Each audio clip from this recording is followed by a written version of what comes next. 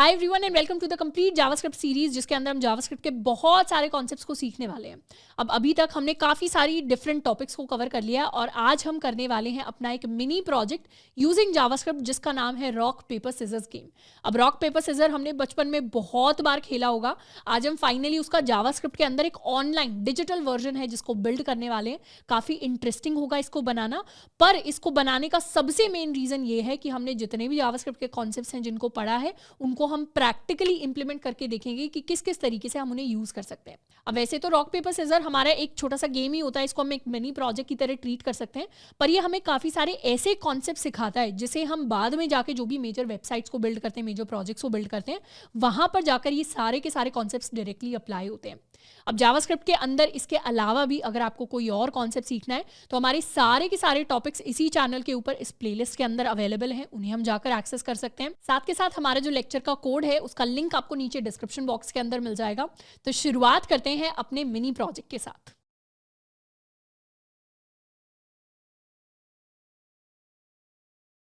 Hi everyone, तो आज हम बिल्ड करने वाले अपने लिए अपना एक rock paper scissors game.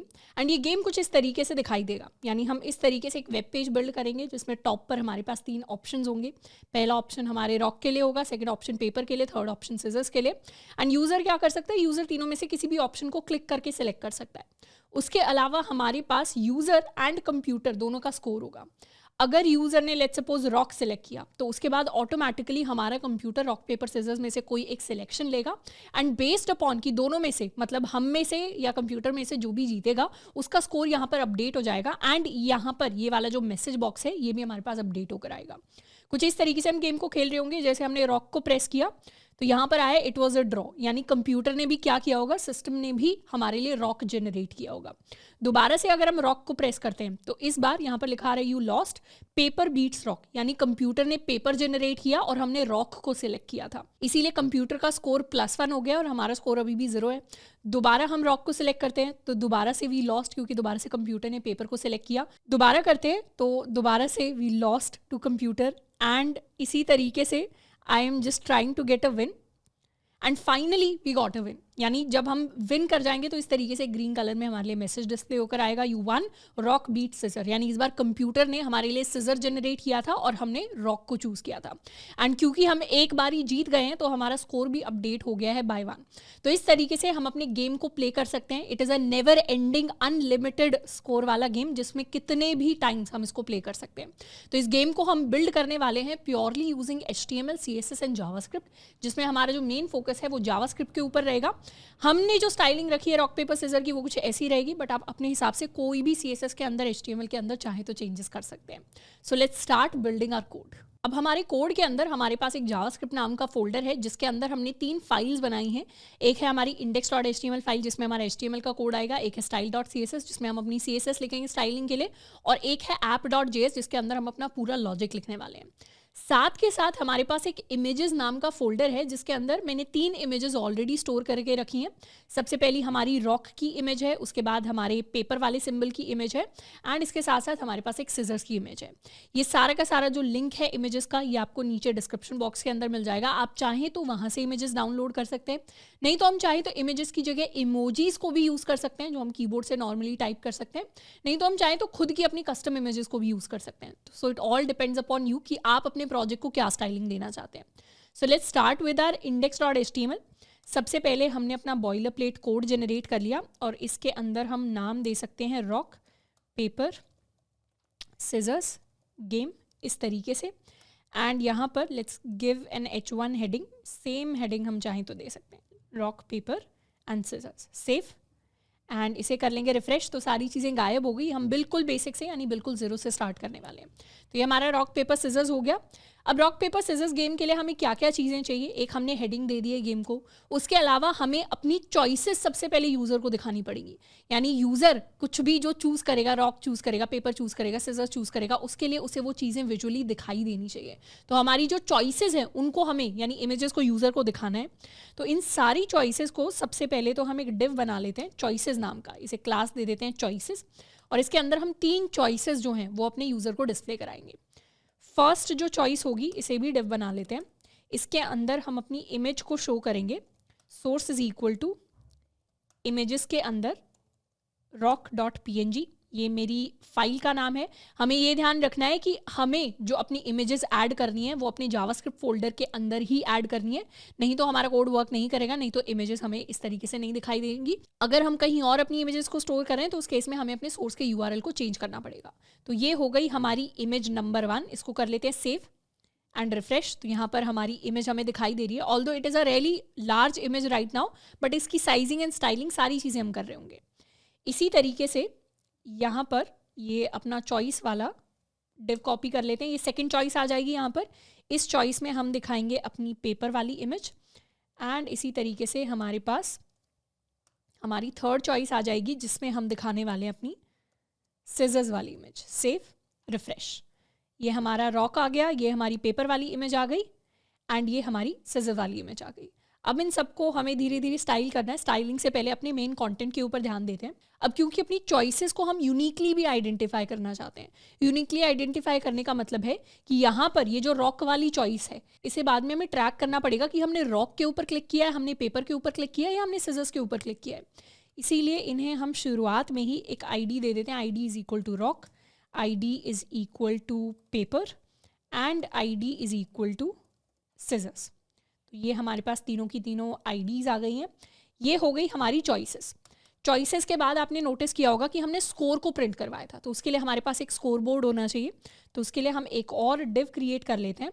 Will give it a class score board, और स्कोर बोर्ड के अंदर हमें यूज़र एंड कंप्यूटर, यानी अपना और कंप्यूटर दोनों का स्कोर दिखाना है।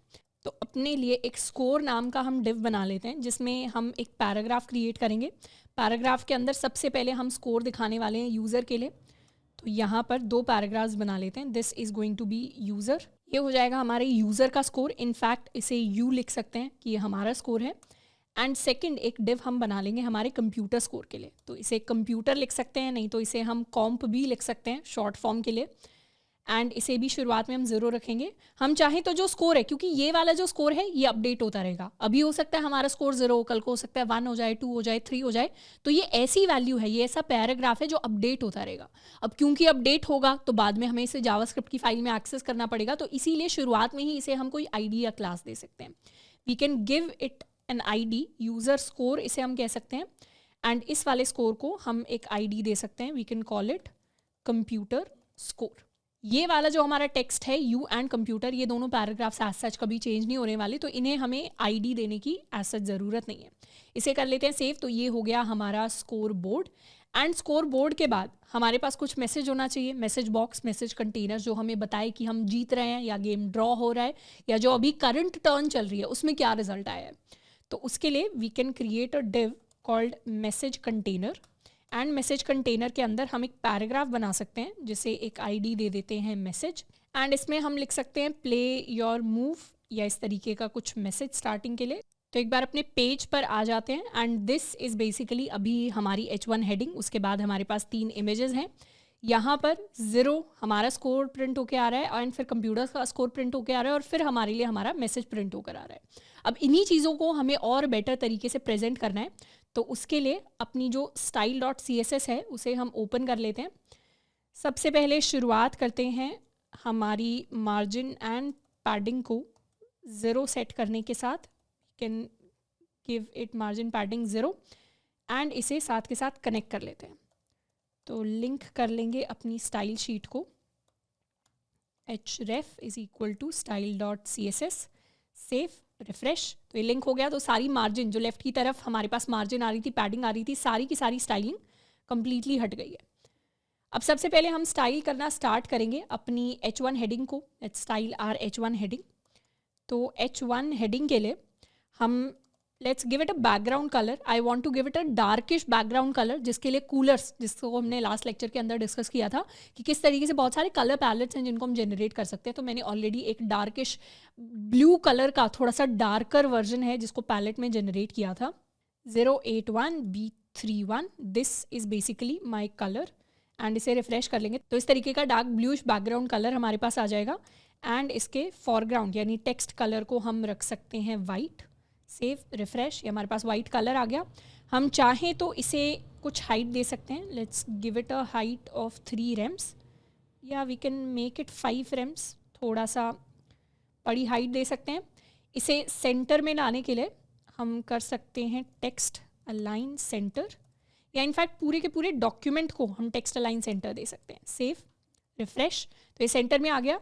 एंड इसे वर्टिकली थोड़ा सा सेंटर के अंदर लाने के लिए there is this trick to give line height of 5 rem, यानी जितनी हाइट है उतनी आप लाइन हाइट दे दो टेक्स्ट को, तो टेक्स्ट क्या करेगा, टेक्स्ट सेंटर में आ जाएगा vertically.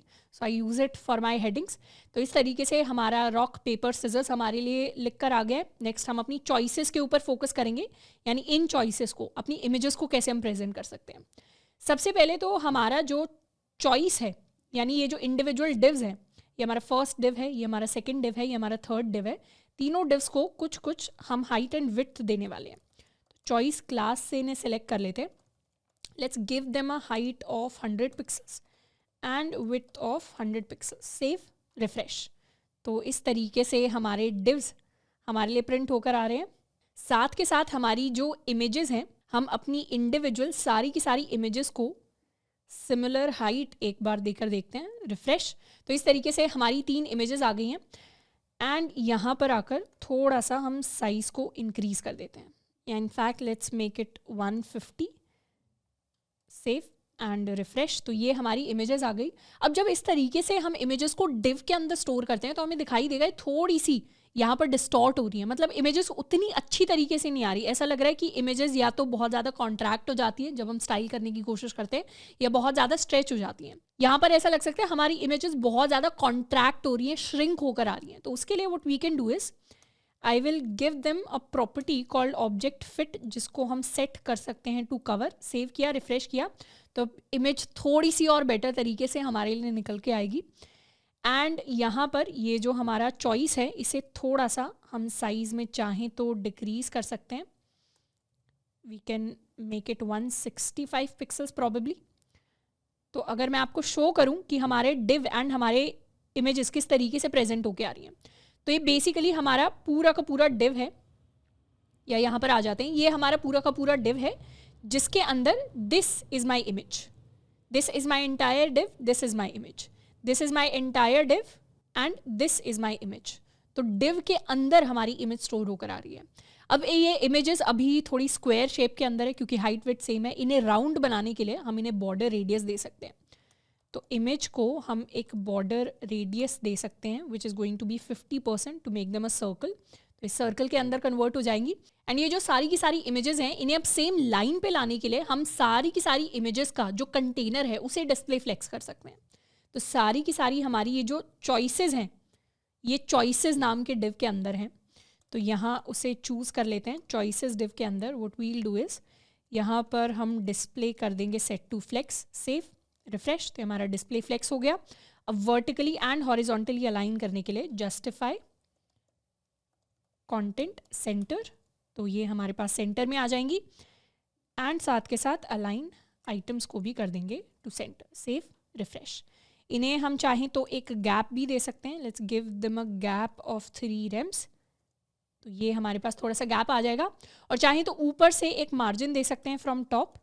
Let's give a margin from top equal to 5 rems। ये हमारे पास मार्जिन आ गई। तो इस तरीके से हमारे पास हमारे तीनों चॉइसेस आ गए हैं। ये हमारी रॉक वाली चॉइस है, ये हमारी पेपर वाली चॉइस है, ये हमारी सिजर वाली चॉइस है। बट अभी अगर हम इन पर क्लिक कर रहे हैं तो एज सच हमें पता नहीं चल रहा कि हम इन पर क्लिक कर रहे हैं। तो what we can do is जैसे ही हम किसी भी चॉइस के ऊपर हवर करें, चॉइस के ऊपर हवर करें यानी इस पर आएँ, इस पर आएँ या इस पर आएँ, वैसे ही क्या हो जाए, वैसे ही एग्जाम्पल के लिए हम ओपेसिटी को हाफ करना चाहते हैं, यानी ब्लर हो जाएगी हमारी इमेज। रिफ्रेश किया, इस पर आए ओपेसिटी हाफ हो गई, इस पर आए ओपेसिटी हाफ हो गई, इस पर आए ओपेसिटी हाफ हो गई। इससे क्या पता चल रहा है, इससे हम अपने हवर को ट्रैक कर पा रहे हैं कि जैसे जैसे हमारा जो कर्सर है वो यहाँ पर जा रहा है वैसे ओपेसिटी हाफ हो रही है। And there is one more thing that we can do कि हमारा जो कर्सर होता है उसको हम सेट कर सकते हैं, चेंज कर सकते हैं टू पॉइंटर। रिफ्रेश किया, जैसे इस पर जाएंगे आप नोटिस करो हमारा कर्सर चेंज हो रहा है। इसकी जगह हमारे पास ये हैंड वाला कर्सर आ रहा है विच इज़ आर पॉइंटर। तो हमें पता चल रहा है क्लियरली कि हम किस पर जा रहे हैं, कौन सी चॉइस को हम सिलेक्ट करने की कोशिश कर रहे हैं। बट ओपेसिटी हाफ करने की बजाय what I will do is हम अपने चॉइस वाले डिव को भी एक बॉर्डर रेडियस दे देंगे 50%। रिफ्रेश, एंड जैसे ही हवर होगा हम चॉइस वाले डिव को एक बैकग्राउंड कलर देंगे which will be this same blackish bluish background colour. Refresh किया, जैसे इसके ऊपर हवर किया इस तरीके से हमारा जो बैकग्राउंड वाला डिव है वो हाईलाइट हो रहा है। पर आप एक चीज़ नोटिस करेंगे, हमारी जो इमेज है वो उस डिव वाले सर्कल के अंदर कंप्लीटली सेंटर्ड नहीं है, इसीलिए जो बाउंड्री आ रही है वो उतने अच्छे से नहीं आ रही, नीचे की तरफ बाउंड्री का साइज़ बड़ा है। तो वो साइजिंग ठीक करने के लिए चॉइस वाले डिव को we can make it display flex and we can justify content to centre and we can align items to centre. Save किया, रिफ्रेश किया, अब हवर करेंगे तो ये अच्छे से हाईलाइट हो रहा है, ये भी। तो इस तरीके से सारी चीज़ें हमारे लिए फिट होकर आ रही हैं और हमें क्लियरली पता चल रहा है कि हम किस ऑप्शन को सिलेक्ट करने की या चूज़ करने की कोशिश कर रहे हैं। नेक्स्ट चीज़ जिस पर हम काम करेंगे वो होगा हमारा स्कोर बोर्ड। तो अपने स्कोर बोर्ड पर आ जाते हैं। स्कोर बोर्ड के लिए सबसे पहले तो हम अपने आइटम्स को किस तरीके से दिखाना चाहते हैं। हम चाहते हैं 0 आ जाए, नीचे हमारा नाम आ जाए, उसके बाद दूसरी तरफ उसी के सामने 0 आ जाए एंड फिर कॉम्प आ जाए।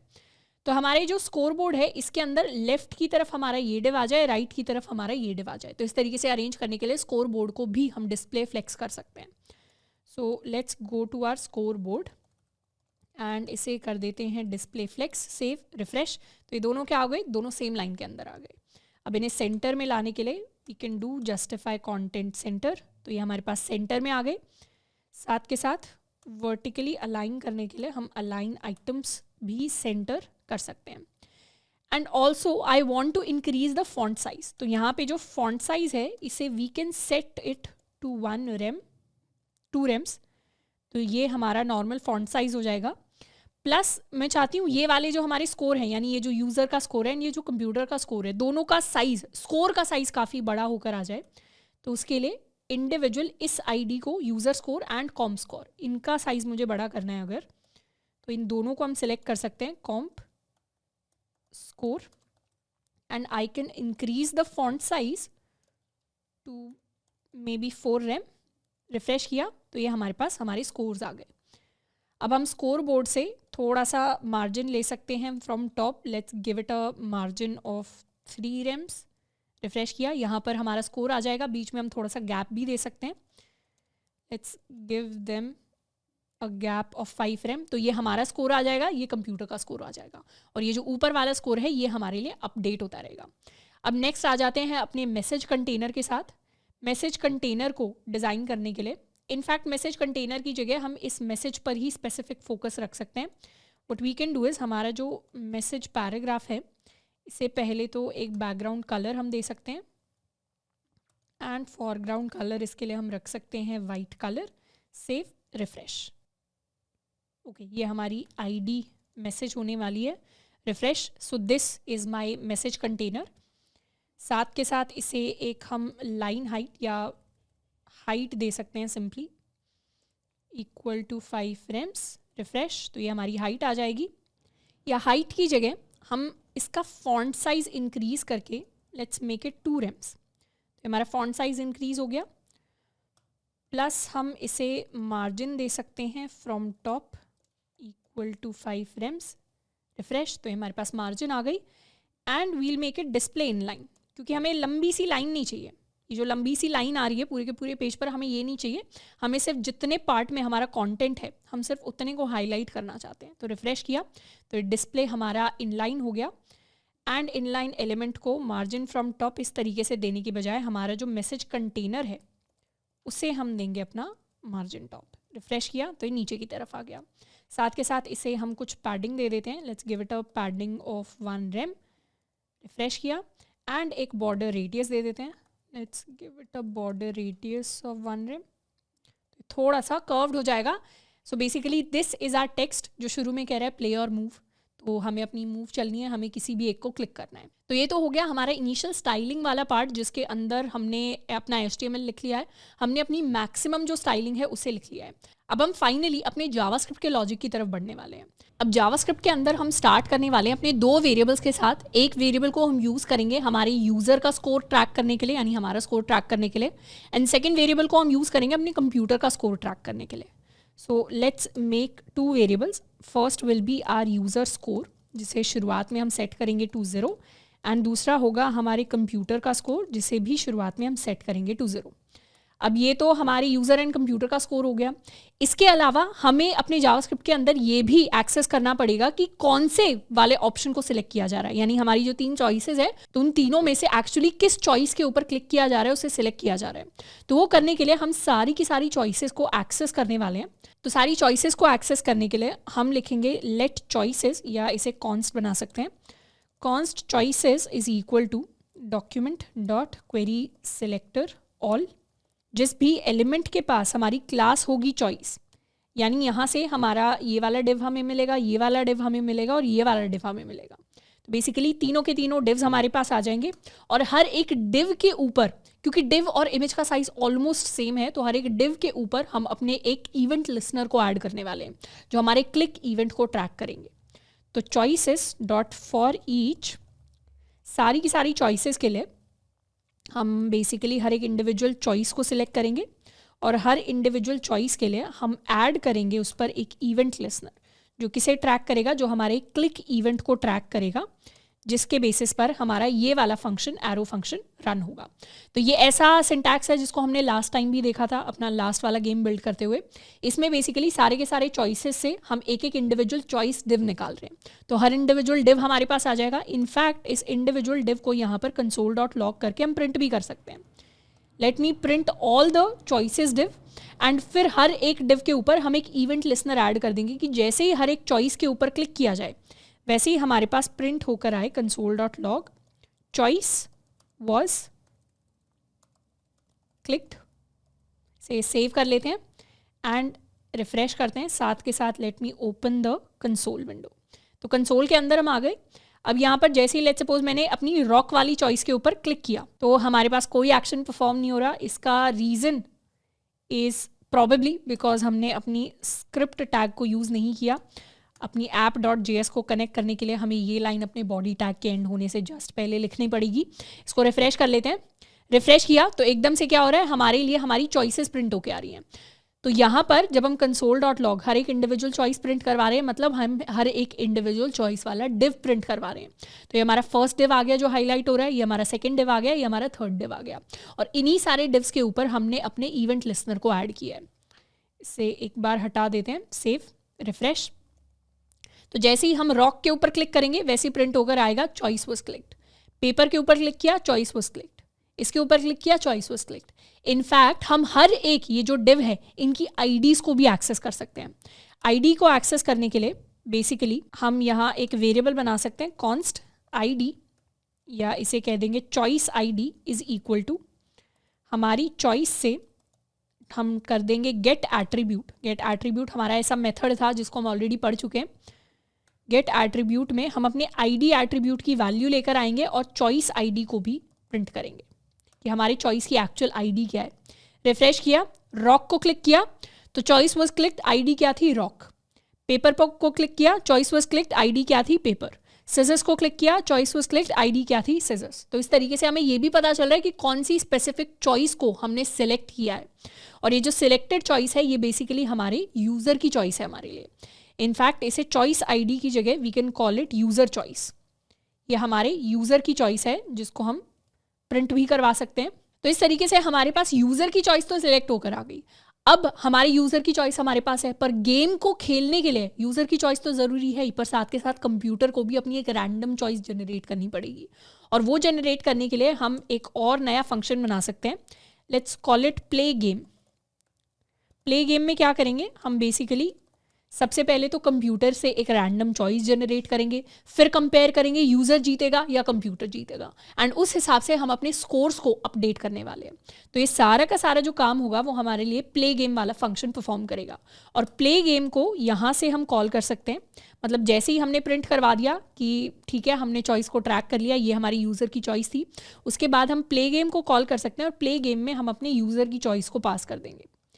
तो प्ले गेम को पता होगा कि यूज़र की चॉइस क्या है। तो यहाँ पर हम कंसोल डॉट लॉग करवा सकते हैं अपने यूज़र की चॉइस।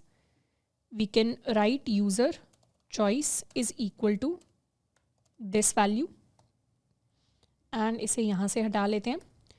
और नेक्स्ट स्टेप हमारे लिए होगा वो होगा टू जनरेट कंप्यूटर चॉइस, यानी यूज़र की चॉइस तो हमारे पास आ गई, अब मुझे कंप्यूटर की चॉइस को जनरेट कराना है। तो कंप्यूटर की चॉइस को जनरेट कराने के लिए हम एक और नया फंक्शन बना लेते हैं। एक चीज़ आप नोटिस करेंगे कि जब भी हम अपने गेम्स को बिल्ड कर रहे हैं, लास्ट हमने टिक टैक टो बिल्ड किया था, इसको भी जब हम बिल्ड कर रहे हैं, जो हमारे छोटे छोटे काम हैं उन्हें हम फंक्शंस के अंदर डिवाइड कर रहे हैं। This in programming is called modular way of programming. Modular का मतलब होता है आप हर एक काम के लिए एक फंक्शन बनाओ, एक फंक्शन का काम होगा एक ही काम करना, एक ही एक्शन परफॉर्म करना। इससे हमारे छोटे छोटे मॉड्यूलर यानी छोटे छोटे टुकड़े बन जाएंगे फंक्शंस के, जो रीयूजेबल कंपोनेंट्स होते हैं। फॉर एग्जाम्पल, एक बार हमने ये फंक्शन बना दिया, जनरेट कंप्यूटर चॉइस। तो एक बार इस फंक्शन को अगर हमने बना दिया तो फ्यूचर में हमें कभी भी अगर कंप्यूटर की कोई चॉइस जनरेट करनी होगी तो उसके लिए हमें सिंपली इस फंक्शन को कॉल करना पड़ेगा। यानी इस फंक्शन के अंदर जो लॉजिक लिखने वाले हैं वो हम इस फंक्शन के अंदर भी लिख सकते थे, हम प्ले गेम के अंदर भी सेम लॉजिक को लिख सकते थे, पर हम लिखेंगे नहीं, क्योंकि हम मॉड्यूलर वे ऑफ प्रोग्रामिंग को फॉलो करना चाहते हैं जिसमें रीयूजेबल कंपोनेंट्स बनाएंगे। यानी ऐसे फंक्शंस क्रिएट करेंगे जिनकी अगर फ्यूचर में हमें कभी दोबारा भी ज़रूरत पड़ गई तो उनको हम यूज़ कर पाएँ। तो यहाँ पर जनरेट, इसे भी शॉर्ट कर देते हैं थोड़ा सा, कंप्यूटर चॉइस, ये हम एक फंक्शन बनाने वाले हैं। अब बेसिकली हमें क्या करना है, रॉक पेपर सिजर्स, इन तीनों में से हमारा जो कंप्यूटर है वो रैंडमली कुछ भी एक जनरेट करेगा। तो रैंडमली कुछ भी एक जनरेट करवाने से पहले हम अपनी चॉइसेस को एक एरे के अंदर स्टोर कर सकते हैं। तो इन्हें चॉइसेस कह सकते हैं, इन्हें ऑप्शंस कह सकते हैं। Let options is equal to, हमारे पास क्या क्या ऑप्शन है, हमारे पास रॉक है, हमारे पास पेपर है एंड हमारे पास सिजर्स है। अब इन्हें एरे के अंदर क्यों मैंने स्टोर करा है उसकी रीजनिंग अभी बस 2 मिनट के अंदर मैं आपको समझाने वाली हूँ, क्योंकि एज सच जावास्क्रिप्ट के अंदर कोई स्ट्रेट फॉरवर्ड तरीका नहीं है बहुत सारी स्ट्रिंग से कोई भी रैंडम स्ट्रिंग निकालने का। लेकिन जावास्क्रिप्ट के अंदर एक काफ़ी well known frequently used function होता है which is called random function. हमारे पास मैथ नाम की एक क्लास होती है, क्लासेस क्या होती हैं इसको हम बाद वाले चैप्टर के अंदर डिटेल में पढ़ेंगे, पर बेसिकली मैथ नाम की एक चीज़ होती है जावास्क्रिप्ट के अंदर जिसके पास एक रैंडम नाम का मेथड होता है। और ये रैंडम नाम का मेथड क्या करता है, 0 से लेके 1 के बीच में कोई भी एक रैंडम वैल्यू जनरेट करता है। जैसे इसे यहाँ पर एक बार ट्राई करके देखते हैं। If I right math dot random तो क्या होगा, कोई भी एक रैंडम नंबर जनरेट होकर आएगा। इसे थोड़ा सा क्लियर कर लेते हैं स्क्रीन को। मैथ डॉट रैंडम से एक रैंडम नंबर जनरेट होकर आएगा। If I do it again दूसरा रैंडम नंबर आएगा, if I do it again दूसरा रैंडम नंबर आएगा। एंड आप नोटिस करेंगे सारे के सारे नंबर्स अलग अलग हैं। ये 0.99 से स्टार्ट हो रहा है, ये 0.56 से स्टार्ट हो रहा है, ये 0.09 से स्टार्ट हो रहा है, ये 0.95 से स्टार्ट हो रहा है। तो ये सारे के सारे जो नंबर्स है, इवन दो हम फंक्शन सेम कॉल कर रहे हैं पर हर बार नंबर हमारे लिए अलग जनरेट हो रहा है। तो हम क्या कर सकते हैं, मैथ डॉट रैंडम की हेल्प से हम रैंडम नंबर होल नंबर भी जनरेट कर सकते हैं। उसका एक ट्रिक होता है, और जब हम रैंडम होल नंबर जनरेट कर देंगे तो उसको बेसिकली हम अपने एरे के लिए एक इंडेक्स की तरह ट्रीट करेंगे। तो स्ट्रिंग्स रैंडमली जनरेट करना पॉसिबल नहीं है, लेकिन नंबर जनरेट करना पॉसिबल है। और एरे के अंदर नंबर क्या बन सकता है, एरे के अंदर नंबर इंडेक्स बन सकता है। इसीलिए we have stored our options in the form of an array. अब यहाँ पर ये जो रैंडम नंबर्स हैं ये हमेशा 0 से लेके 1 के बीच में ही जनरेट होते हैं। तो सबसे पहले तो हमें देखना है कि अभी ये 0 से लेके 1 के बीच में जनरेट हो रहे हैं, हमें इन्हें किस रेंज में जनरेट कराना है, हमें इसे 0 से लेके 2 की रेंज में जनरेट करवाना है। तो उसके लिए व्हाट वी कैन राइट, हम मैथ डॉट रैंडम जब भी लिख रहे हैं तो जो भी हमारे पास नंबर आएगा उसे हम मल्टीप्लाई कर देंगे 3 के साथ। तो हमारा जो भी नंबर आया, पहले वो कोई नॉर्मल नंबर आता है 0 से 1 की रेंज में, अब वो 3 से मल्टीप्लाई हो गया। तो कोई भी नंबर जो 1 से छोटा है अगर 3 से मल्टीप्लाई हो जाता है तो वो 0 से 2 की रेंज में आ जाता है। दोबारा से अगर जनरेट करवाएंगे तो दोबारा 2 पॉइंट समथिंग, इस बार 0 पॉइंट समथिंग, इस बार 0 point something, 2 point something, 0 point something, 0 point something. तो 0 पॉइंट समथिंग, 1 पॉइंट समथिंग या 2 पॉइंट समथिंग, इसी रेंज में हमारा नंबर अब जनरेट हो जाएगा जब हम उसे 3 से मल्टीप्लाई कर देंगे। अगर हमें 0 से 9 की रेंज में नंबर्स चाहिए तो हमें सिंपली इसे 10 से मल्टीप्लाई करना पड़ेगा। 10 से मल्टीप्लाई करेंगे 7 पॉइंट समथिंग आ गया, 5 पॉइंट समथिंग आ गया, 6 पॉइंट समथिंग आ गया, 2 पॉइंट समथिंग आ गया, 9 पॉइंट समथिंग आ गया। तो हमेशा जिस भी नंबर से हम मैथ डॉट रैंडम को मल्टीप्लाई कर देते हैं उससे एक नंबर पहले वाले तक हम 0 से लेके उस रेंज तक नंबर को जनरेट कर सकते हैं। एंड ये जो बाद वाले डेसिमल्स है इनकी आज सच हमें ज़रूरत नहीं है, तो इन्हें रिमूव करने के लिए भी मैथ के अंदर हमारे पास एक और फंक्शन होता है। हम बेसिकली लिख सकते हैं math dot floor. Math dot floor से क्या होगा, हमारी डेसिमल वैल्यू सारी की सारी हट जाएंगी। एंटर किया 0 आ गया, एंटर किया 9 आ गया, 8 आ गया, 4 आ गया, 7 आ गया, 5 आ गया, 0 आ गया, 2 आ गया। तो अब ये वाली लाइन क्या करेगी, ये वाली लाइन हमारे लिए 0 से लेकर 9 तक कोई भी एक random number whole number generate करेगी, पर हमें 0 से लेकर 3 तक चाहिए, तो उसके लिए हम यहाँ पर इसे मल्टीप्लाई कर सकते हैं विथ 3, तो 2 आ गया, फिर 2 आ गया, फिर 1 आ गया, 0 आ गया, 2 आ गया, 2 आ गया, 2 एंड इस तरीके से हमारे पास रैंडमली 0 1 2 इन तीनों में से कोई भी एक रैंडम नंबर जनरेट हो जाएगा। और ये जो नंबर जनरेट हुआ है इसे हम ट्रीट कर सकते हैं एज आर रैंडम इंडेक्स, जिससे हमें चॉइस को या ऑप्शन को सिलेक्ट करने में हेल्प मिलेगी। तो रैंडम नंबर जनरेट करने के लिए हम लिख सकते हैं मैथ डॉट फ्लोर, उसके अंदर math dot random multiplied by 3 and इसे यहाँ स्टोर करा सकते हैं const random index is equal to this value. और हमारी चॉइस क्या बन जाएगी, फाइनल चॉइस, यानी कंप्यूटर की चॉइस क्या बन जाएगी, यहाँ से रिटर्न कर देंगे हमारे कंप्यूटर की choice which is basically options के अंदर जो भी रैंडम इंडेक्स पर वैल्यू आ रही है। तो ये हमारे कंप्यूटर की चॉइस होगी जो रिटर्न करके हम अपने गेम वाले प्ले गेम वाले फंक्शन को भेज देंगे। तो यहाँ से एक वेरिएबल हम ले सकते हैं कॉन्स्ट कंप्यूटर चॉइस, जैसे यूज़र चॉइस था हमारे पास वैसे अब कंप्यूटर चॉइस आ जाएगी। कौन देगा, जनरेट कंप्यूटर चॉइस वाला ये फंक्शन। एंड फिर जैसे यहाँ यूज़र चॉइस को हम प्रिंट करवा रहे हैं वैसे ही कंप्यूटर चॉइस को हम प्रिंट करवा सकते हैं। So this is going to be computer choice. Save किया, रिफ्रेश कर लेते हैं। जैसे ही हम रॉक को क्लिक करेंगे वैसे क्या हुआ, हमने तो रॉक को सिलेक्ट किया और कंप्यूटर ने रैंडमली हमारे लिए सिजर जनरेट किया। जैसे ही हम पेपर को सिलेक्ट करेंगे, हमने तो पेपर को सिलेक्ट किया और कंप्यूटर ने रैंडमली हमारे लिए रॉक को सिलेक्ट किया। जैसे ही हम सिजर को सिलेक्ट करेंगे, हमारी चॉइस तो सिजर्स थी पर कंप्यूटर की चॉइस क्या थी, उसकी चॉइस भी सिजर्स थी। तो हमें पता है ये वाला गेम तो ड्रॉ हो जाएगा क्योंकि दोनों तरफ से सिजर चूज हुआ है। इस वाले गेम में कौन जीतेगा, इस वाले गेम में हम जीतेंगे क्योंकि पेपर क्या करता है, रॉक को कवर कर देता है। इस वाले गेम में कौन जीतेगा, इस वाले गेम में भी हम जीतेंगे क्योंकि रॉक क्या करेगा, सिजर को तोड़ देगा। तो इस तरीके से अब यूजर एंड कंप्यूटर दोनों के पास अपनी चॉइसेस हैं और कंप्यूटर क्या कर रहा है, कंप्यूटर अपने लिए रैंडम चॉइसेस को जनरेट कर रहा है जो कंप्लीटली रैंडमली जनरेट हो रही है। अब हमें दिखाना है कि जब यूज़र एंड कंप्यूटर फाइट करेंगे तो एक्चुअली जीतने कौन वाला है। तो वो फाइट करने के लिए हम अपनी इफ एल्स कंडीशंस को यूज़ कर सकते हैं। सबसे पहले तो हम ये चेक कर लेते हैं कि जिस केस में हमारे यूज़र की चॉइस इक्वल हो जाएगी हमारी कंप्यूटर की चॉइस के, जब दोनों चॉइसेस इक्वल हो जाएंगी तो वो कौन सा गेम होगा, तो वो हमारी ड्रॉ वाली कंडीशन हो जाएगी। ड्रॉ कंडीशन के लिए हम एक और अलग से फंक्शन बना सकते हैं। We can call it draw game is equal to, it will be an arrow function जो प्रिंट करवाता है बेसिकली गेम वॉज ड्रॉ। इस तरीके की चीज़ बस कंसोल स्क्रीन के ऊपर प्रिंट करवा देगा। तो ये हो गया हमारा ड्रॉ गेम, जिसमें हम कॉल कर देंगे ड्रॉ गेम वाले अपने फंक्शन को। सिर्फ इसे अभी के लिए टेस्ट करते हैं। इसको क्लिक किया, ड्रॉ नहीं हुआ गेम, दोबारा क्लिक किया, इस बार भी ड्रॉ नहीं हुआ, इस बार भी ड्रॉ नहीं हुआ। जैसे ही ड्रॉ हो गया, मतलब हमने भी रॉक चूज़ किया, कंप्यूटर ने भी रॉक जनरेट किया, गेम वॉज ड्रॉ, ये हमारे लिए प्रिंट होकर आ गया। नेक्स्ट अब फोकस करते हैं दूसरी कंडीशन पर। यहाँ पर एल्स के अंदर आ जाते हैं। एल्स के अंदर हम एक वेरिएबल क्रिएट कर सकते हैं यूज़र विन। यूज़र विन को शुरू में हम रख लेते हैं ट्रू। यूज़र विन ट्रैक करेगा कि हमारा यूज़र विन कर रहा है या नहीं कर रहा। ट्रू कहने का मतलब है हमने अज्यूम किया हम जीत गए हैं गेम। अब हम अपनी कंडीशंस को चेक करना स्टार्ट करेंगे। अगर हमारी यूज़र की चॉइस, लेट्स सपोज यूज़र की चॉइस है रॉक, तो कंप्यूटर की चॉइस क्या हो सकती है, कंप्यूटर की चॉइस रॉक तो हो नहीं सकती। क्यों, क्योंकि रॉक होती तो गेम ड्रॉ ही हो जाता पहले ही। तो इसीलिए हमें पता है कंप्यूटर की चॉइस रॉक तो नहीं हो सकती। तो कंप्यूटर की चॉइस क्या क्या हो सकती है, कंप्यूटर ने या तो सिजर्स जनरेट किया होगा या उसने पेपर जनरेट किया होता। अब दोनों के लिए हम चेक कर सकते हैं। यहाँ पर हम लिख सकते हैं कि कंप्यूटर की चॉइस अगर हमारे लिए पेपर थी तो कौन जीतेगा। अगर कंप्यूटर की चॉइस पेपर थी तो who is going to win, rock and paper में से हमारा कंप्यूटर जीतने वाला है, यानी यूजर हारने वाला है। तो उस केस में ये जो यूजर विन वेरिएबल है इसकी वैल्यू हम सेट कर देंगे टू फॉल्स। यानी ये जो हमारा यूजर विन वेरिएबल है, अगर कंप्यूटर ने पेपर दिया और यूजर ने रॉक दिया तो उस केस में हमारा कंप्यूटर जीत जाएगा और यूजर विन वेरिएबल के अंदर हम फॉल्स लिख देंगे। लेकिन अगर कंप्यूटर ने सिजर दिया तो उस केस में रॉक के अगेंस्ट सिजर हार जाएगा और हमारा यूजर जीत जाएगा। यानी दूसरे केस में हम ट्रू सेट कर देंगे यूजर विन को। तो ये जो हमारा वेरिएबल है इसके अंदर हम ट्रैक कर रहे हैं यूजर जीतेगा या कंप्यूटर जीतेगा। अगर कंप्यूटर की चॉइस पेपर थी, यूजर हार जाएगा, नहीं तो यूजर जीत जाएगा। तो ये हमारा फर्स्ट केस हो गया।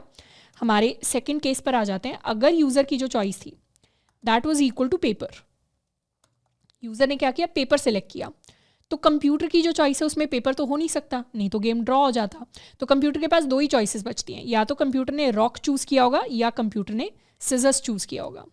तो पहली चॉइस देखते हैं, अगर कंप्यूटर की चॉइस हमारे पास सिजर्स होती, अगर कंप्यूटर ने सिजर्स चूज़ किया होता तो उस केस में क्या होता, पेपर और सिजर्स में कौन जीतेगा, सिजर्स जीतेगा। तो यूज़र विन क्या सेट हो जाता, यूज़र विन सेट हो जाता टू फॉल्स, यानी यूज़र हार जाता। और दूसरे केस में जब हमारा कंप्यूटर रॉक को चूज़ करता है तो रॉक और पेपर में से पेपर जीतेगा यानी यूज़र जीतेगा। तो उस केस में इस वैल्यू को हम सेट कर देंगे टू ट्रू। ये बेसिकली हम एक और इफ एल्स यहाँ पर यूज़ कर सकते थे, पर मैंने थोड़ा सा कॉम्पैक्ट तरीका देखा है टर्नरी स्टेटमेंट को उसी सेम लॉजिक को लिखने का। एंड अब आ जाएगा हमारा तीसरा केस। तीसरा केस क्या कहता है, तीसरा केस कहता है कि यूज़र ने या तो रॉक लिया होगा या पेपर लिया होगा, या हमारे यूज़र की चॉइस अब फाइनली क्या बचती है, सिजर्स बचती है। तो यूज़र के पास तो सिजर है, कंप्यूटर के पास क्या क्या चॉइसेस बचती हैं। अब कंप्यूटर के पास सिजर्स तो हो नहीं सकता, नहीं तो ड्रॉ हो जाता गेम। तो कंप्यूटर के पास या तो रॉक था या कंप्यूटर के पास पेपर था, और यूज़र के पास क्या है, सिजर्स है। तो अगर हमारे कंप्यूटर की चॉइस रॉक हो जाएगी, जिस केस में कंप्यूटर की चॉइस रॉक है उस केस में यूज़र हार जाएगा, यानी सिजर से रॉक टकराएगा तो रॉक जीतेगा, कंप्यूटर जीतेगा। और सिजर से पेपर टकराएगा तो यूज़र जीत जाएगा, यानी सिजर जीत जाएगा। तो इस केस में हम लिख देंगे ट्रू। तो यहाँ पर हमारे जो यूज़र विन की कंडीशन है that is going to be equal to this. अब जैसे ही हमारा यूज़र विन डिसाइड हो गया, वैसे ही हम अपने विनर को शो कर सकते हैं। अपने विनर को शो करने के लिए बेसिकली हम अपने यूज़र विन को पास कर सकते हैं कि हमारा यूज़र जीता या नहीं जीता। तो एक और नया फंक्शन बना लेते हैं, let's call it show winner is equal to this value. यहाँ पर हमारे पास आएगा हमारा यूज़र विन वेरिएबल। अगर यूज़र विन की वैल्यू ट्रू हो जाती है उस केस में हम लिखेंगे console.log यू विन, एल्स हम console.log करने वाले हैं यू लूज। सेव कर लेते हैं इसे एंड रिफ्रेश कर लेते हैं। अब स्टार्ट करते हैं गेम को। जैसे ही हमने रॉक को सिलेक्ट किया, हमारी चॉइस क्या थी, रॉक। कंप्यूटर की चॉइस क्या थी, पेपर। तो हम क्या कर गए, लूज़ कर गए, क्योंकि पेपर क्या करता है, रॉक को कवर कर देता है। तो उस केस में कंप्यूटर जीत गया और हम लूज़ कर गए। नेक्स्ट एक और ट्राई करते हैं। हमने सिजर को सिलेक्ट किया, हमारी चॉइस क्या थी, सिजर्स। कंप्यूटर की चॉइस क्या थी, रॉक। सिजर क्या करता है, रॉक से हार जाता है, तो ऑब्वियसली रॉक जीतेगा, तो हम लूज़ कर गए। दोबारा से हमने सिजर सिलेक्ट किया, तो इस बार हमारी चॉइस सिजर थी, कंप्यूटर ने पेपर जनरेट किया और हम क्या कर गए, हम विन कर गए। तो इस तरीके से हमारा जो बैकएंड का लॉजिक है वो कंप्लीटली वर्क कर रहा है। अब ये जो सेम मैसेजेस हैं हमें यहाँ पर लेकर आने हैं, अपने मैसेज वाले पैराग्राफ के अंदर लेकर आने हैं। तो वो काम करने के लिए हम बेसिकली शो विनर वाले फंक्शन के अंदर ही वही काम कर सकते हैं। अब हमें क्योंकि अपने मैसेज को चेंज करना है, यानी index.html के अंदर जाकर हम इस पैराग्राफ, इस मैसेज को चेंज करना चाहते हैं, तो इसे हमें एक्सेस करना पड़ेगा। एक्सेस करने के लिए हम ऊपर यहाँ पर आकर कॉन्स्ट अपने मैसेज पैराग्राफ को, या इसे मैसेज ही कह देते हैं, एक्सेस कर लेते हैं। Document dot query selector and this is going to be my message. यहाँ पर जैसे यूज़र जीत जाता है, यानी शो विनर वाले फंक्शन के अंदर जैसे ही यूज़र विनर बन जाता है, वैसे ही क्या होगा, वैसे ही हम अपने मैसेज के अंदर, या इनफैक्ट console.log के साथ कर लेते हैं, मैसेज डॉट इनर टेक्स्ट को सेट कर देंगे यूज़र या यू विन। नहीं तो हम अपने टेक्स्ट को सेट करने वाले हैं to you lose. Save and refresh. तो जैसे ही हमने गेम को प्ले किया, इस बार गेम हमारा ड्रॉ हो गया। तो बेसिकली ड्रॉ करने की कंडीशन को हमने सेट नहीं किया है। सेम चीज़ हम यहाँ पर कर सकते हैं अपने मैसेज के लिए। जैसे ही गेम ड्रॉ हो रहा है वैसे ही मैसेज को कर दो game was draw, play again, something like this. Save करते हैं, रिफ्रेश करते हैं। जैसे ही क्लिक किया वैसे ही क्या आया, यहाँ पर हमारी चॉइस थी रॉक, कंप्यूटर की चॉइस थी पेपर। हम क्या कर गए, लूज़ कर गए, तो यहाँ मैसेज में आ गया यू लूज़। दोबारा क्लिक करेंगे, दोबारा से हम लूज़ कर गए, दोबारा क्लिक करेंगे, दोबारा लूज़ कर गए, एंड फाइनली वी विन। कब विन किया, जब हमने रॉक को सिलेक्ट किया, कंप्यूटर ने सिजर्स जनरेट किया एंड वी विन।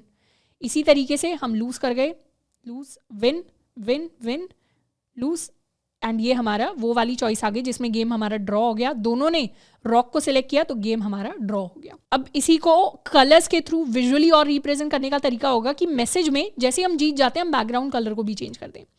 यानी मैसेज के अंदर स्टाइल के अंदर जाके हम अपने बैकग्राउंड कलर को सेट कर सकते हैं टू ग्रीन।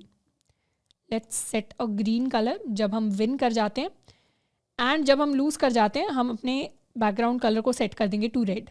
एंड अगर हम ड्रॉ कर जाते हैं तो हमारा बैकग्राउंड कलर हमारा वही नॉर्मल कलर होगा जो style.css के अंदर हमने बाय डिफ़ॉल्ट सेट किया है, यानी this colour. Let us copy it in app.js, यहाँ आके ड्रॉ गेम पे हमारा ये वाला कलर होगा। सेव किया, रिफ्रेश किया। इस बार विजुअली हमें चीज़ें और होती हुई दिखने वाली हैं। जैसे ही रॉक को सिलेक्ट किया, क्या आया? यूज़र चॉइस थी रॉक, कंप्यूटर चॉइस थी रॉक, गेम ड्रॉ हो गया।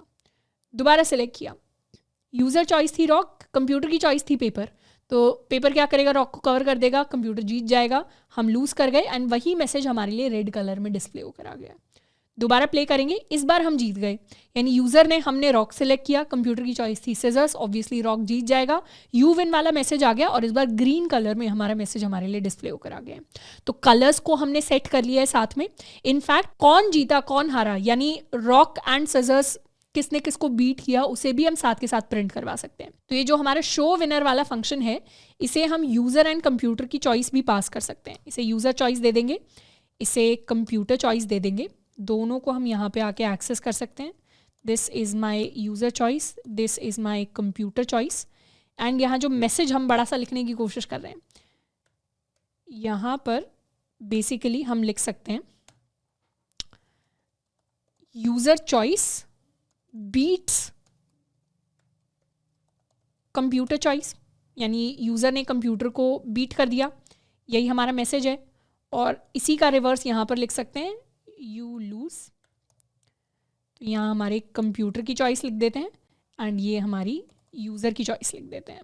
या इनफैक्ट इसे और डिस्क्रिप्टिव बनाने के लिए हम लिख सकते हैं your this choice beats this, और यहाँ पर लिख सकते हैं कंप्यूटर की जो चॉइस थी बीट्स योर चॉइस, ताकि हमें पता चल जाए हमने क्या चूज़ किया था। सेव किया, रिफ्रेश किया, प्ले योर मूव, हमने अपनी मूव प्ले कर दिया, गेम क्या हो गया? ड्रॉ हो गया। दोबारा प्ले करेंगे, दोबारा गेम ड्रॉ, दोबारा प्ले, ओके बहुत ज़्यादा ड्रॉ हो रहा है, दोबारा प्ले किया, इस बार हम जीत गए। क्या आया? You win, your rock beat scissors, यानी हमने क्या किया था? रॉक को सिलेक्ट किया था, कंप्यूटर की चॉइस क्या थी? सिजर्स थी, वो हमारे लिए प्रिंट होके आ गई कि हमने जो रॉक सिलेक्ट किया था उसने सिजर्स को बीट कर दिया। दोबारा प्ले किया, गेम इस बार ड्रॉ हो गया। दोबारा प्ले किया, you lost, paper beats your rock, यानी हमने रॉक को सिलेक्ट किया था और कंप्यूटर ने पेपर जनरेट किया, तो इसीलिए हम लूज़ कर गए, तो हमारा कलर ये आ रहा है। तो इस तरीके से हमारा प्रॉपर मैसेज है जिसे हम डिस्प्ले कर सकते हैं। तो यहाँ पर हमने मैसेज को डिस्प्ले कराना सीख लिया, प्रॉपर कलरिंग को हम चेंज कर पा रहे हैं, अपनी चॉइसेस को हम सिलेक्ट कर पा रहे हैं। नेक्स्ट जो चीज़ बचती है that is to update our score, कि अपने स्कोर को किस तरीके से अपडेट करें।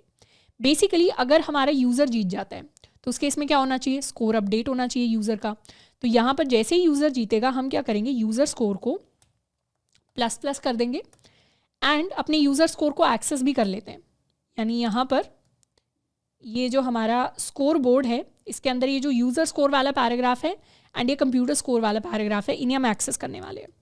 कॉन्स्ट यूज़र स्कोर पैराग्राफ इन्हें लिख देते हैं, क्योंकि यूज़र स्कोर वेरिएबल हम ऑलरेडी बना चुके हैं, is equal to document dot query selector, this is going to be my user score. And इसी तरीके से हमारा एक कंप्यूटर स्कोर वाला पैराग्राफ भी होगा, जहाँ पर हमारे पास कंप्यूटर स्कोर आ जाएगा। तो इन्हें अपडेट करने के लिए हम यहाँ लिख सकते हैं user score para dot inner text is equal to हमारा यूज़र स्कोर। तो ये तो जब यूज़र जीतेगा यूज़र स्कोर को अपडेट कर दो, जब यूज़र हारेगा तो कंप्यूटर स्कोर को अपडेट कर दो, कंप्यूटर स्कोर अपडेट हो जाएगा। और जो कंप्यूटर स्कोर पैराग्राफ है उसके अंदर हम कंप्यूटर स्कोर की न्यू वैल्यू को प्रिंट करवा देंगे। यहाँ से कंसोल डॉट लॉग वाली जो स्टेटमेंट है इसे हम हटा सकते हैं, सेव कर लिया। ये ड्रॉ वाली स्टेटमेंट को भी हटा देते हैं, सेव कर लिया एंड रिफ्रेश किया। इस बार जैसे ही हमने चूज़ किया गेम ड्रॉ हो गया। गेम ड्रॉ होता है तो स्कोर्स के अंदर कोई अपडेशन नहीं आएगी। दोबारा चूज़ किया, इस बार हम जीत गए तो हमारा स्कोर अपडेट हो गया बाय 1। दोबारा चूज़ किया, दोबारा हम जीत गए, दोबारा स्कोर अपडेट हो गया। दोबारा चूज़ किया, इस बार गेम ड्रॉ हो गया, दोबारा किया गेम ड्रॉ हो गया, दोबारा किया, इस बार दोबारा हम जीत गए एंड फाइनली हम फर्स्ट टाइम हारे हैं तो कंप्यूटर जीत गया, तो उसमें हमारे पास ये वाला मैसेज डिस्प्ले होकर आ गया। तो इस तरीके से ऑलमोस्ट सारी चीज़ें हमने कर ली है। एक बार अपने कोड की तरफ दोबारा देख लेते हैं। Let's remove the console dot log statements. हमें अब ये चीज़ें प्रिंट करवाने की ज़रूरत नहीं है। तो ये हमारा प्रॉपर गेम था जिसके अंदर हमने अपने यूज़र एंड कंप्यूटर के स्कोर को ट्रैक किया। उसके बाद हमने क्या किया, अपने चॉइसेस को एक्सेस किया। सारी की सारी चॉइसेस पर हमने एक इवेंट लिसनर ऐड किया कि जैसे किसी भी चॉइस को सिलेक्ट किया जाए वैसे ही हमारे पास उस चॉइस की आईडी आ जाए एंड फिर हम गेम को प्ले करना स्टार्ट कर दें। तो हमारे पास यूज़र चॉइस तो है ही कि यूज़र ने किसे सिलेक्ट किया। उसके बाद हमने कंप्यूटर से चॉइस भी जनरेट करवा ली। कंप्यूटर से चॉइस जनरेट करवाने के लिए हमने क्या किया, इस फंक्शन को यूज़ किया। बेसिकली रॉक पेपर सिजर्स ये हमारा एक एरे है, इस एरे का एक रैंडम इंडेक्स हमने जनरेट किया यूजिंग math.random, जिसको हमने यूज़ करके अपनी कंप्यूटर की चॉइस जनरेट कराई, उसे रिटर्न कर दिया। वो कंप्यूटर की चॉइस हमारे पास जनरेट होकर आई यहाँ पर। अब हमारे पास प्ले गेम में यूज़र चॉइस है, कंप्यूटर चॉइस है, दोनों को फाइट करना है। फाइट करने के लिए इफ एल्स वाला लॉजिक लिखा कि user choice computer choice same है तो गेम ड्रॉ कर दो। अगर यूज़र चॉइस रॉक है तो देख लो कि कंप्यूटर ने क्या चूज़ किया, उसके हिसाब से यूज़र जीतेगा या नहीं जीतेगा। अगर चॉइस पेपर है तो फिर यूज़र जीतेगा या नहीं जीतेगा। तो वो वाला लॉजिक हमने खेला एंड ये लॉजिक बहुत ही आसान है, हम सबको पता है रॉक पेपर सीजर्स कैसे खेला जाता है। एंड फाइनली हम अपने विनर को शो कर देंगे कि हमारा विनर कौन है, क्या कंप्यूटर हमारा विनर था या फिर यूज़र हमारा विनर था। तो हम वो वेरिएबल पास ऑन कर देंगे, हम यूज़र की चॉइस एंड कंप्यूटर की चॉइस पास ऑन कर रहे हैं। तो शो विनर के अंदर अगर हमारा यूज़र जीतता है तो हमें उसके स्कोर को अपडेट करके दिखाना है एंड मैसेज को अपडेट करके दिखाना है। अगर कंप्यूटर जीतता है तो कंप्यूटर के स्कोर को अपडेट करके दिखाना है और मैसेज को अपडेट करके दिखाना है। और ड्रॉ वाले केस में हमें सिर्फ मैसेज को अपडेट करना है, हमें स्कोर को अपडेट करने की ज़रूरत नहीं है। So this was all about our rock paper scissors game, जिसको हमने कंप्लीट कर लिया है। इसके अंदर हमने HTML लिखा, इसके अंदर हमने अपना जावास्क्रिप्ट का कोड लिखा एंड अपनी स्टाइलिंग को लिखा। तो बेसिकली इसे स्टार्टिंग से हम प्ले कर सकते हैं। इसके अंदर चाहे तो हम अपनी स्टाइलिंग वगैरह कोई भी चीज़ है जिसको चेंज कर सकते हैं, बट जो बेसिक लॉजिक था that will remain the same. इसको क्लिक करेंगे, हम हार गए, दोबारा क्लिक करेंगे, दोबारा कंप्यूटर जो है हमें बार बार बीट किए जा रहा है, but finally we win, there is one more win. इस बार गेम ड्रॉ हो गया, कंप्यूटर जीत रहा है, हम जीत रहे हैं, ड्रॉ हो रहा है, कंप्यूटर जीत रहा है, ड्रॉ। एंड इस तरीके से we can continue playing our game. I hope कि रॉक पेपर सीजर्स का ये मिनी प्रोजेक्ट बिल्ड करने में हमें मज़ा आया होगा। इसके अंदर हमने काफ़ी सारे डिफरेंट अपने जावास्क्रिप्ट के कॉन्सेप्ट्स को यूज़ किया है। इन कॉन्सेप्ट्स को रिवाइज करते रहना, स्पेशली इन कॉन्सेप्ट्स को छोटे छोटे प्रोजेक्ट्स के अंदर किसी ना किसी प्रैक्टिकल मीडियम के थ्रू प्रैक्टिस करते रहना बहुत इंपॉर्टेंट है, ताकि इनको हम याद कर सकें। तो आई होप कि आज के लेक्चर से हम कुछ अच्छा सीख कर जा रहे होंगे। मिलते हैं आप सभी से नेक्स्ट लेक्चर के अंदर। Till then keep learning and keep coding.